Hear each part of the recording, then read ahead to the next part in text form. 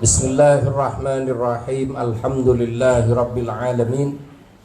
Allahumma salli ala sayyidina Muhammadin al-fatihi lima ughliqa wal khatimi lima sabaqa nasiril haqqi bil haqqi wal hadi ila siratikal mustaqim wa ala alihi haqqa qadrihi wa miqdaril azim. Amma ba'du. Para ikhwan rahimakumullah, dalam kesempatan malam ini pertama saya ingin menjelaskan masalah ijtima' ya. Li qiraatil, sebagaimana kita ketahui hukum membaca al-wadhifah dan al-haylalah. Jadi karena ada yang nganggap tidak wajib. Yang tidak wajib itu ada di kitab Jawahirul Ma'ani, di mana Jawahirul Ma'ani ditulis ya, pada saat itu memang wadifah belum wajib, hailalah belum wajib. Setelah itu ya, Syed Ali Kharazim futuh dan mencapai martabat yang sangat tinggi, di mana ya, hukum yang berlaku dalam kewalian dalam satu tempat, dalam satu daerah, satu kota, tidak boleh ada wali dengan martabat sama. Ini ya sama dengan di Jakarta tidak boleh ada dua gubernur. Karena wali itu pejabat rohani, berbeda dengan ulama. Ya. Jadi ulama atau ustadz ini satu sekolah ada 100 ustadz bisa. Tapi tidak boleh ada dua kepala sekolah. Betul atau tidak? Jadi ada jabatan. Kalau sudah berbicara jabatan, ada kaedah yang berlaku, sehingga pada saat itu Syed Ali Kharazim diutus oleh Sayyidi Syekh radhiyallahu an untuk berangkat ke Madinah bersama 30 sahabat Syekh yang nganter, sahabat besar Sayyidi Syekh. Jadi yang nganter Syed Ali Kharazim, karena Syed Ali Kharazim adalah Khalifatul Akbar, khalifahnya Sayyidi Syekh radhiyallahu an, yang mana beliau menjabat khalifah baik ketika masih hidup walaupun setelah wafat. Jadi khalifah akbarnya Sayyidi Syekh adalah Syed Ali Kharazim. Kemudian singkat cerita, karena tugasnya ke Madinah, dalam perjalanan sampai di Padang Badar, sampai di Syed Ali Kharazim itu dalam thariqah ya. Dia benar-benar menjaga adab ruhiyah kepada Rasulullah sallallahu alaihi wasallam. Ketika mencapai Padang Badar, dia berhenti dulu berkemah itu, kemudian beliau mandi besar, bersujud sempurna. Setelah itu beliau sholat sunnah. Setelah yang wajib, dia secara khusus salat sunnah mutlak, dalam rangka mempersiapkan diri bertemu dengan Rasulullah di makbarahnya di Madinah. Jadi beliau sebelum, kemudian pada Syed Kharazim membaca asma. Balik sadak ngasih asma karena ada alasan, kan begitu kan? Ini kelasnya Syed Ali Kharazim, khalifahnya Sayyidi Syekh radhiyallahu anhu. Di Syed Ali Kharazim membaca asma yang secara khusus ditalkinkan oleh Sayyidi Syekh di Sayyidi Syekh radhiyallahu anhu. Karena asma itu banyak, kandungannya juga, termasuk nilai ijazahnya. Asmanya sama, ijazahnya berbeda, maka berbeda pula muatan-muatannya. Jadi Syed Ali Harazim diberi ismul khusus dan super khusus oleh Syed Syekh. Apa yang terjadi setelah itu dibaca, maka ya keluar dari jasadnya. Beliau mati suri. Jadi tidak mati suri. Kenapa? Pada saat itu jasadnya tidak mampu untuk menampung asrar yang diterima rohnya. Jadi badan ya, dikasih makanan khusus, yang tadinya sedang bajunya, ya kan badan ini baju rohani, bajunya ruh. Ketika ruhnya dimasukin asrar yang sangat-sangat berat dan sangat besar, maka badannya tidak mampu nampung, sehingga untuk sementara ruhnya keluar, yang dikenal dengan mati suri. Mati suri ya sudah tidak berdetak, jantungnya semua tidak aktif, dikira meninggal, ditunggu sampai 7 hari. Jadi mati surinya tidak tanggung-tanggung, sampai 7 hari tidak sadar-sadar. Kemudian dari badan beliau keluar keringat, tapi aneh, keringatnya ya persis susu. Dan andaikan diminum ya enak sama dengan minum susu. Jadi keringatnya keringat susu, bukan bau ketek. Itu. Jadi itu yang terjadi, sehingga karena terlalu lama, akhirnya sahabat-sahabat yang 30 orang tersebut mengira Sidi Ali Harazim wafat. Kemudian akhirnya dikubur, sehingga di Padang Badar itu ada kuburan, dikenal kuburannya Syekh Maghribi. Ya. Syekh Maghribi yang dimaksud Sidi Ali Harazim. Karena orang Arab tidak mau dengan, apalagi dengan kata torikoh. Itu. Kalau dulu tidak ada masalah pada zaman itu, sekarang itu tidak mau. Kemudian para hadirin rahimakumullah, jadi setelah itu ditinggal. Lesedise dari Maroko, dari Fes, ya seperti lihat TV, ngasih tahu di zawiyah itu, aduh kekasihku tidak kuat fisiknya, keluar ruhnya, tapi dia belum mati. Setelah dikubur, saya bilang, sayang para sahabat beliau yang mendampingi tidak sabar dan mengira beliau mati dan dikuburkan, sehingga walaupun seperti itu saya tidak sholat gaib. Lah kan saya bisa ya. Jadi kalau hanya pelantikan saya ketika Fathul Akbar, pelantikan sebagai Al-Qutbul Maktum itu ya, itu pelantikannya di Jabal Arafah. Dia berada di Abi Sammun fisiknya, tapi pelantikannya di Jabal Arafah oleh Rasulullah sallallahu alaihi wasallam. Nah ini kalau sudah bicara karomah ya tidak bisa dian dengan akal.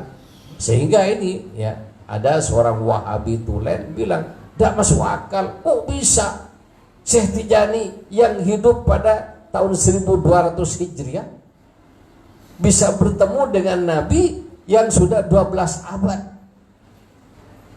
wafatnya.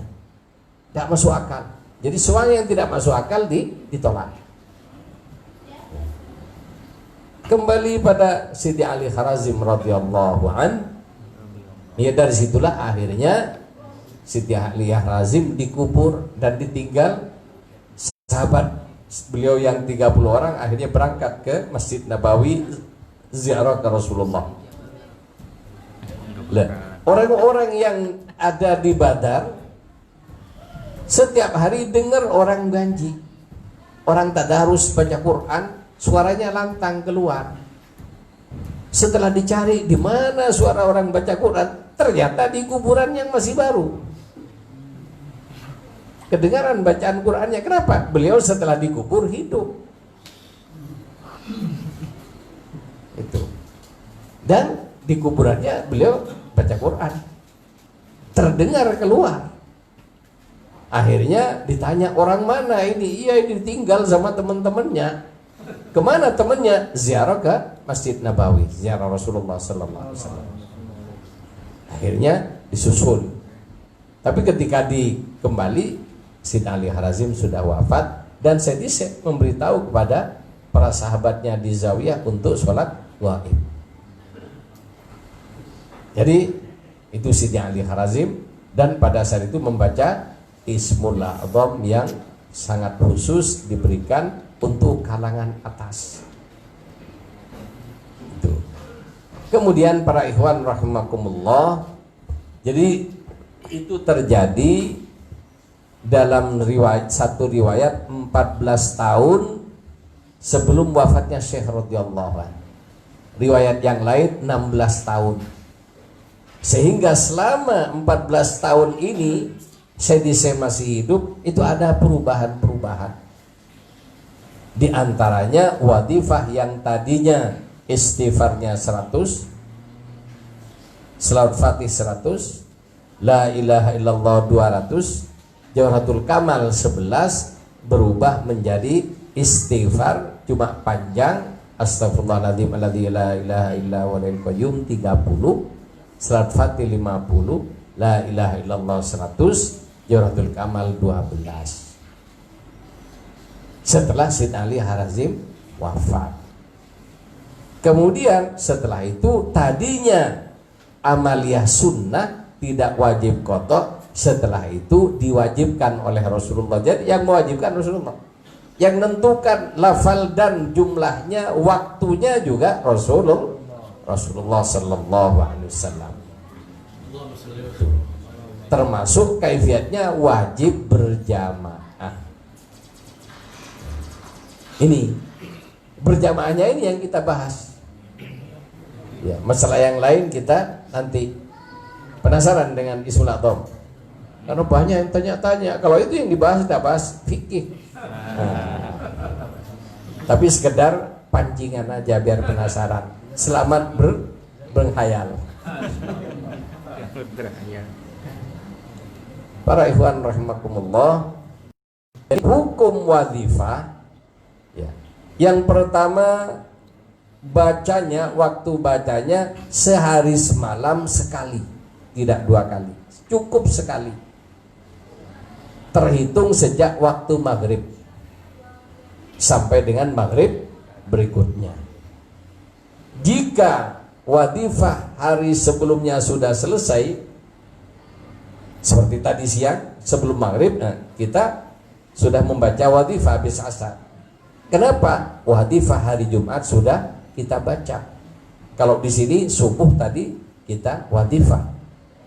Tadi malam kita wadifah karena di zawiyah minimal 2 kali. Kalau di zawiyah. Jadi kalau zawiyah wadifahnya sekali, ya tidak sempurna namanya. Bahkan di zawiyah itu kalau di Maroko 3 kali, habis asar, habis maghrib, dan habis subuh. Yang habis maghrib plus baca Quran setengah juz, habis subuh plus baca Quran setengah juz, bareng-bareng. Nah ini belum bisa dilaksanakan di zawiyah ini. Semoga ke depan bisa kita laksanakan. Amin. Karena kita ini bertahap. Yang penting wajibnya dulu, baca Qurannya itu sunnah.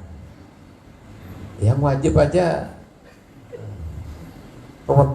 ramai sekali.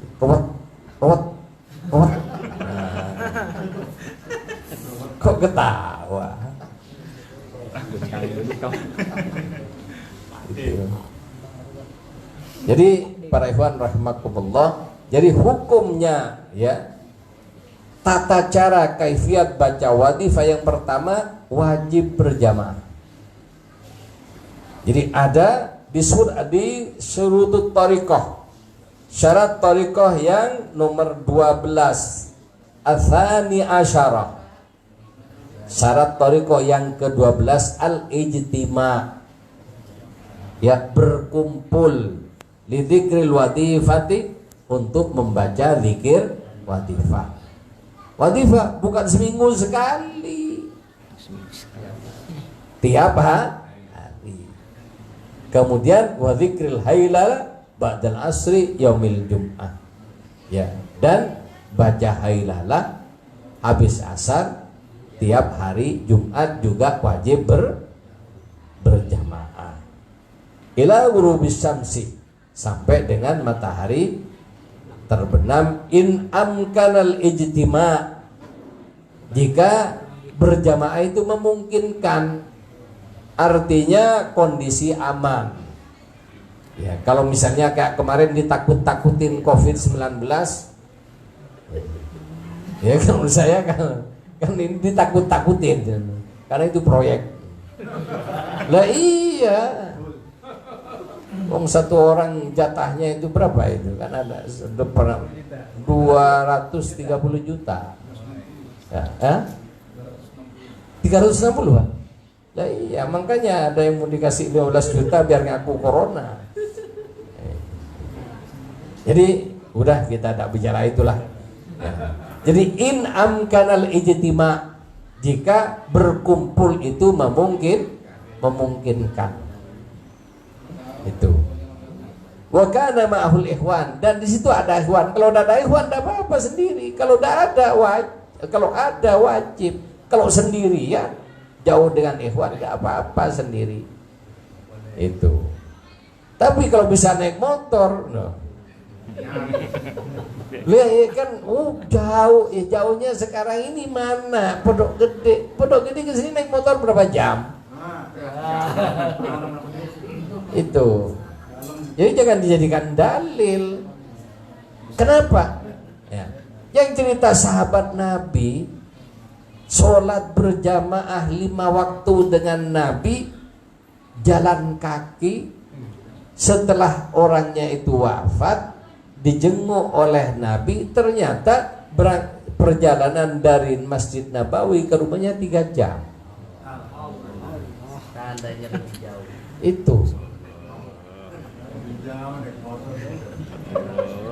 Ini motornya aja, jalan kaki aja kalau Pondok Gede ke sini 2 kilo.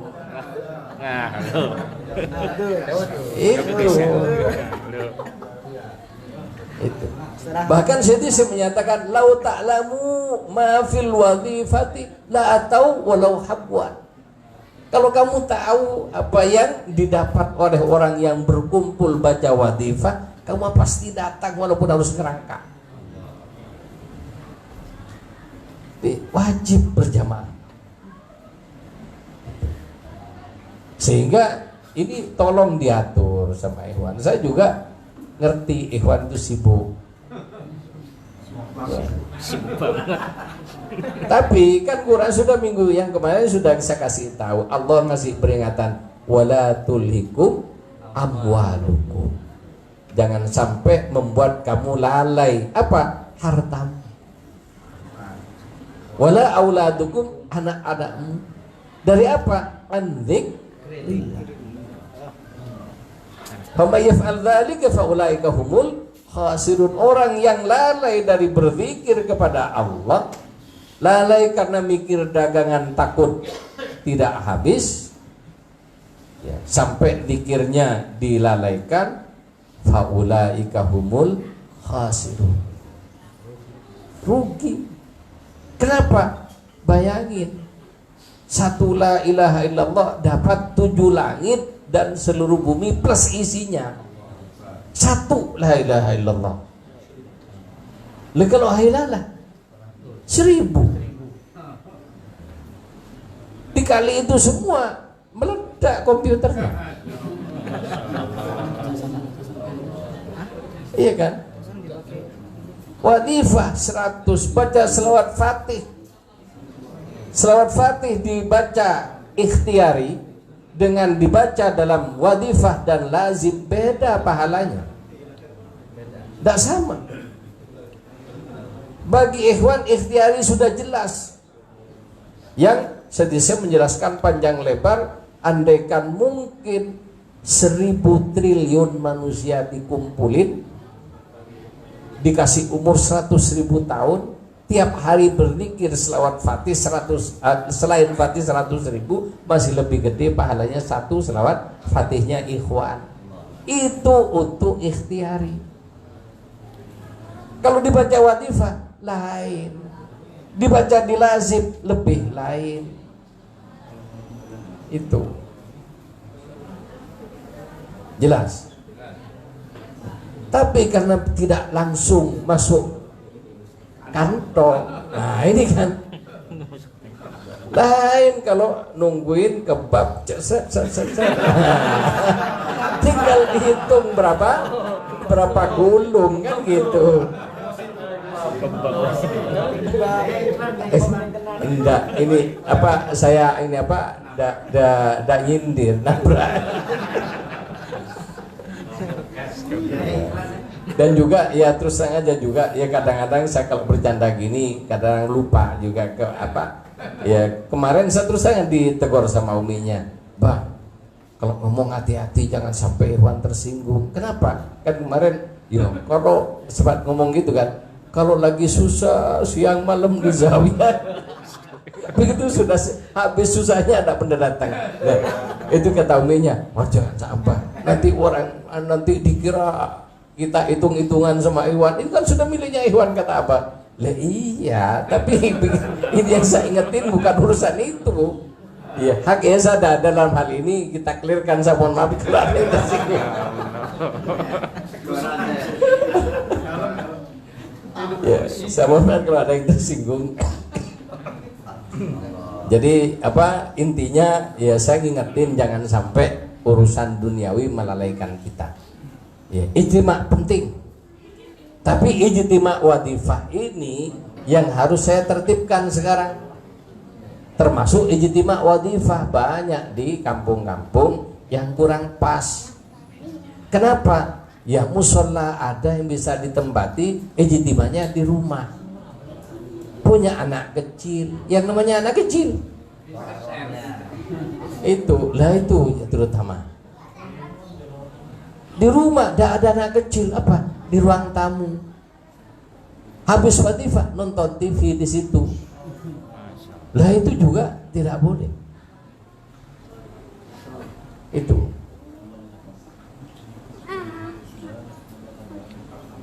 Maaf ini ya. Dikontrakan. Yang umumnya rumah petak. Suami istri dibuat wadifah. Yang kan rumah kontrakan kan ya kamarnya di situ. Kalau rumah petak ya di situ semua. Nah, kan ngerti kan? Tidak boleh pakai wadifah itu. Itu. Iya. Jadi kalau hanya biar berkah kan, kalau biar berkah biar punya anak, kalau hanya urusan begitu habis ini gara-gara Covid ini sudah banyak yang adanya. Jadi ini para ikhwan rahimakumullah. Jadi hal penting ya. Saya tidak, kalau dibaca kitabnya terlalu panjang. Jadi intinya yang tidak boleh pada wadifah, larangan pertama, wadifah tidak boleh dibaca untuk acara orang meninggal dunia, dibuat tahlilan tidak boleh. Jadi tahlilan dibacain wadifah tidak boleh. Kemudian ada nikahan, biar berkah dibacain wadifah. Jadi baca wadifahnya niat untuk acara tersebut tidak boleh. Karena wadifah ini pekerjaan wajib yang murni untuk ibadah, tidak boleh digunakan yang lain. Ya. Coba sholat maghrib bisa tidak digunakan niat yang lain? Biar dagangan lancar, biar ini, tidak boleh. Jadi murni sholat maghrib, sholat isya, sholat maghrib ini lillah. Jadi tidak boleh dipakai macam termasuk wadifah dan hailalah. Jadi pertama ya. Yang kedua, jangan dibaca di rumah. Itu kenapa? Rumah tidak terjamin kesuciannya. Tolong kasih tahu ya. Jadi yang tidak hadir juga ini, karena juga banyak laporan rebutan, yuk, kalau tidak di rumah akhirnya tidak datang. Jadi minta di rumahnya, kalau tidak di rumahnya tidak datang, lain tidak benar. Itu. Jadi kalau di satu, kalau wadifahnya di di musola, kan musola itu umum, jadi tidak ada yang ngasih teh, terserah. Kalau di rumah kan harus bikin teh macam-macam. Kalau habis wadifah diundang ke rumah makan bersama, tidak ada masalah. Tapi ya misalnya untuk kepentingan ini dan sebagainya boleh, tapi tidak boleh wadifah dibaca untuk kepentingan apapun selain ibadah kepada Allah, selain melaksanakan kewajiban, termasuk hailanah. Ya. Kemudian jadi intinya tidak boleh untuk orang meninggal, tidak boleh untuk ini, murni wadifah lillah, ibadah. Karena ini kewajiban. Yang kedua, ya, tempatnya kalau berjamaah khususnya minimal di musola atau di masjid, super bagus di zawiyah. Yang ketiga,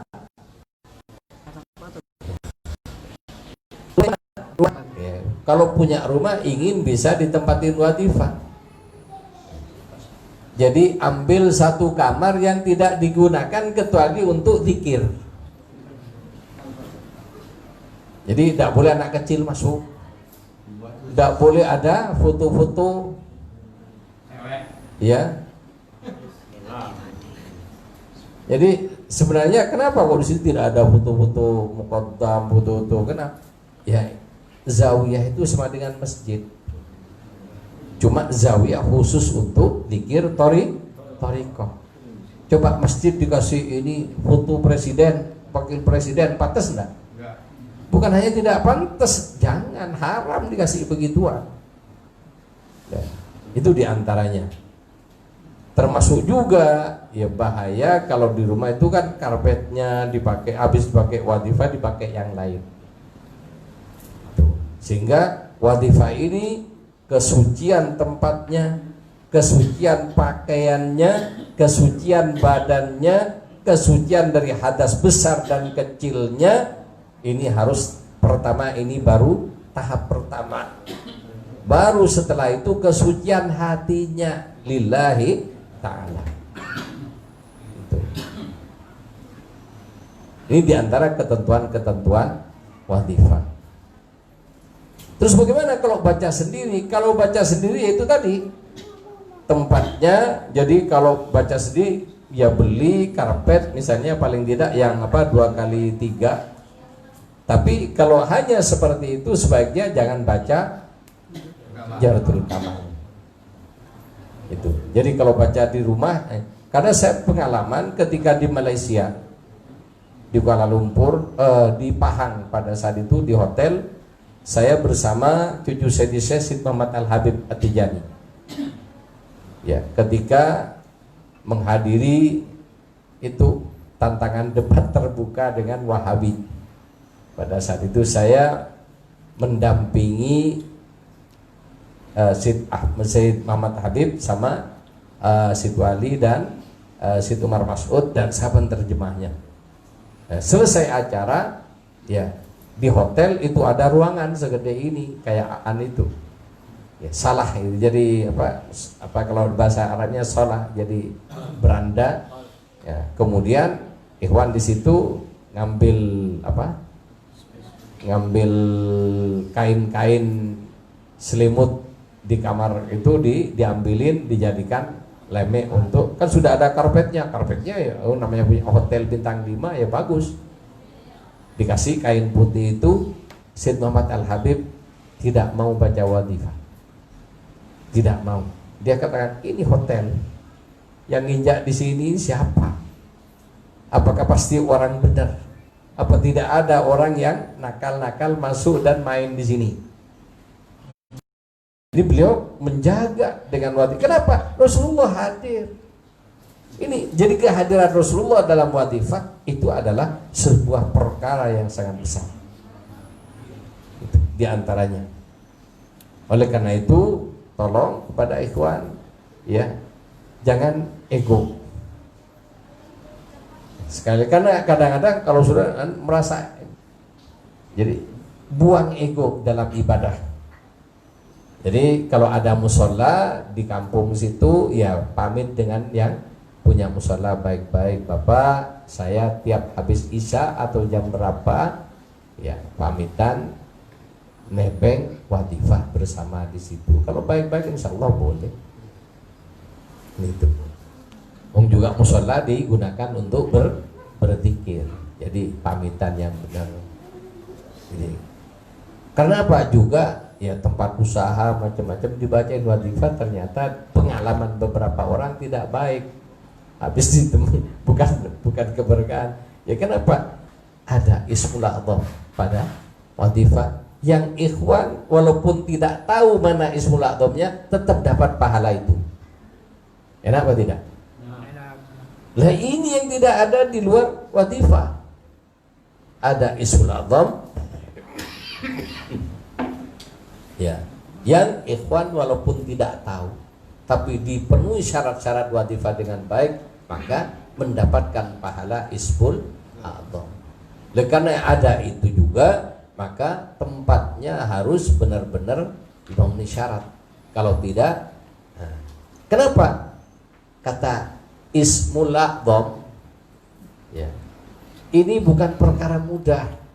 Nama Allah yang Maha Agung, yang secara khusus disembunyikan oleh Allah dalam Quran, tapi tidak ada yang tahu kecuali mereka yang dapat petunjuk dari Allah melalui Rasulullah. Mana? Dari ismul a'dham. Dan ternyata para wali beda-beda satu sama lain. Itu. Nah ini di bacaan wadifah itu ada ismul a'dham di situ. Nah, ismul a'dham ini memerlukan tempat yang luas. Ismul a'dham ini memerlukan tempat yang suci. Ismul a'dham ini memerlukan bukan hanya suci ini,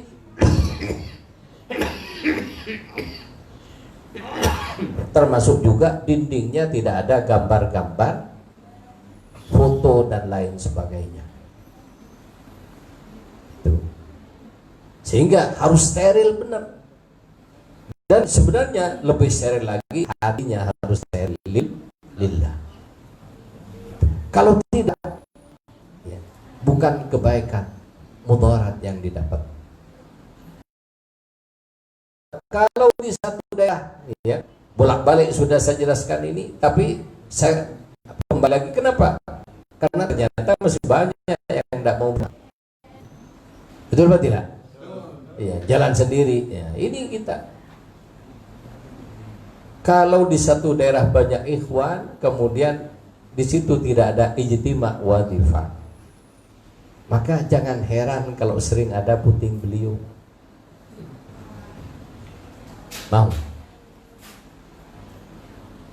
Jadi jangan heran. Kenapa? Wadifah itu kalau istiqomah, iklim di sekitar itu langsung bagus.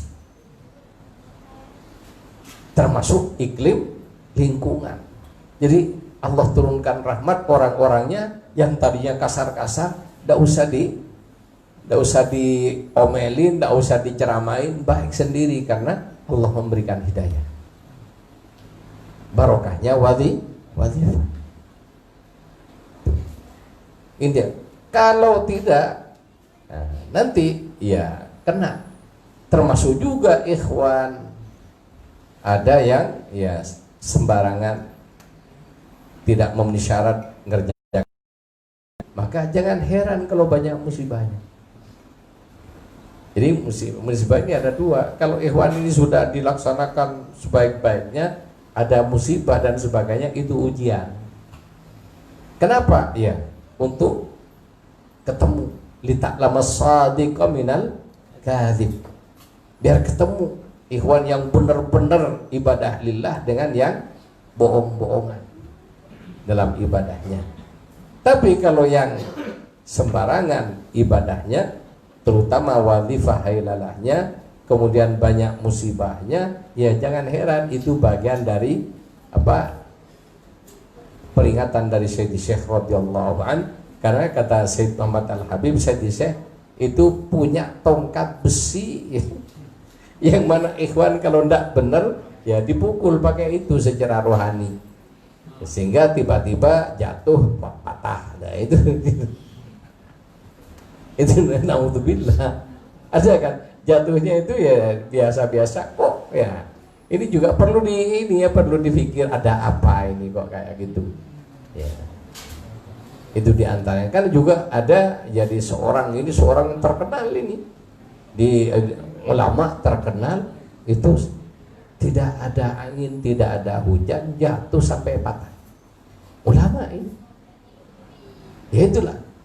Syed Muhammad Al-Habib ngomong pada saya berdua ya, jadi waktu itu dia itu begini ya, jadi dia terpaksa buka, dia itu begini, dia melaib ya, dia main-main dengan thariqah ya, namanya ulama kan ngomong ya, dari omongannya tidak dilaksanakan, makanya udah anjurin macam-macam. Kenapa? Saya juga tidak mampu ngerjain macam-macam. Kalau saya tidak ngamalin, saya tidak mau ngasih ke orang. Kenapa? Saya tidak mau kena. Karena ada tidak ikut ngamalin, tidak punya izin ngasih nih baca, ini baca. Takut dipentung saya sama saya. Itu. Ya, bukan gagah-gagahan ngasih wirid macam-macam. Itu. Jadi ini para ikhwan rahimakumullah ya. Jadi sekali lagi tolong perhatikan, ini menyangkut nasib kita dunia dan di akhirat. Kalau hanya kena musibah dunia itu sebentar patah nyambung lagi, ya kan? Rugi dagangan bisa dagang lagi dan lain sebagainya. Tapi yang paling bahaya ketika ya naudzubillah ya, kalau main-main dengan thariqah sampai berhenti dan sebagainya, itu su'ul khotimah risikonya. Itu kalau dari Tijani sudah lepas ya, malu udah balik lagi mau pindah ke thariqah yang manapun, tidak ada thariqah yang bisa nerima dan menjamin dia selamat dari azab Allah baik dunia maupun di akhirat. Itu bedanya. Kalau dari yang lain ya, bermasalah keluar masuk Tijani aman, yang jamin Rasulullah. Nah, kalau keluar dari jaminan Nabi, masuk jaminannya wali, thariqah yang lain, thariqatul aulia, thariqah Tijani, thariqah Muhammadi, thariqah Rasulullah, jaminannya penjaminnya Rasulullah. Nah, tapi kalau lepas dari jaminan Rasulullah, keluar dan masuk yang lain, tidak ada yang bisa menjamin orang yang lari dari asuhan Rasulullah Sallallahu Alaihi Wasallam. Jadi kemudian lu bagaimana, ini juga ada pertanyaan juga dari Ikhwan Lampung, Kiai gimana saya perempuan? Lah perempuan itu hukumnya berbeda dengan laki-laki. Ya kalau laki-laki hari Jumat wajib datang ke masjid. Perempuan wajib atau tidak? Tidak wajib. Laki-laki sama Rasulullah kalau tidak datang berjamaah di masjid diparani ke rumahnya sampai diancam mau dibakar rumahnya sama Rasulullah. Itu hadis sahih, hadis itu. Tapi untuk perempuan ya lebih baik sholat di rumah, terutama kalau masih muda, masih kinyis-kinyis, datang ke masjid bikin orang laki-laki ngiler. Nah, bahaya.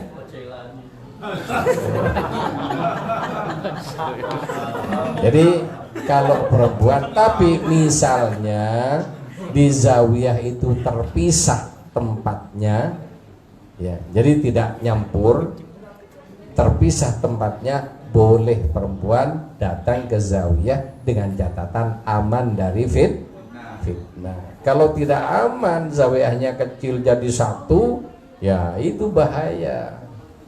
Itu nanti sambil la ilaha illallah, la ilaha illallah, imamnya pas duduk di kursi kayak saya ini, nah, di pojok sana ada yang kinyis-kinyis, nah ini bahaya. Jadi itu untuk perempuan berlaku fikih perempuan sama dengan fikih Islam.